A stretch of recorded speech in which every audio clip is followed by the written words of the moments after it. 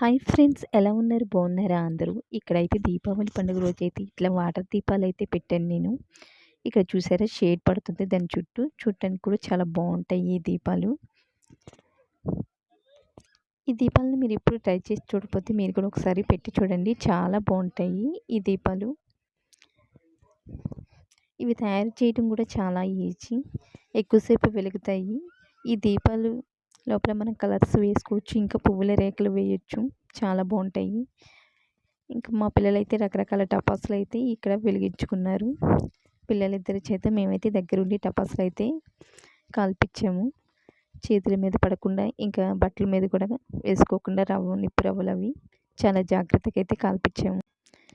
మా ఇంట్లో మా దీపావళి పండుగ అయితే ఇట్లా జరిగింది. మీ ఇంట్లో మీ దీపావళి పండుగ ఎలా జరుపుకున్నారనేది నాకు కామెంట్ బాక్స్లో కామెంట్ చేసి చెప్పండి.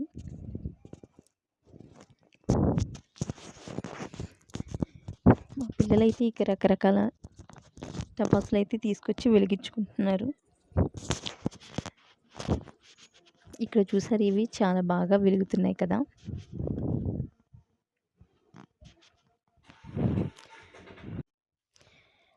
మేము జరుపుకున్న ఈ దీపావళి ఎలా అనిపించింది మీకు అనేది కామెంట్ బాక్స్లో కామెంట్ చేసి చెప్పండి.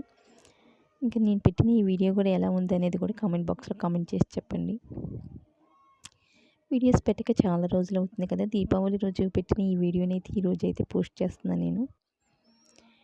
ఈ వీడియో చూసి ఎలా ఉంది అనేది కూడా కామెంట్ బాక్స్లో కామెంట్ చేయండి. ఇంకా వాటర్ దీపాలు అయితే మీరు కూడా ఒకసారి ట్రై చేసి చూడండి. ఇవి చేయడం కూడా చాలా ఈజీ. కార్తీక మాసం మొదలవుతుంది కదా. కార్తీక మాసంలో కూడా మనం ఇలా వాటర్ దీపాలు అయితే పెట్టుకోవచ్చు.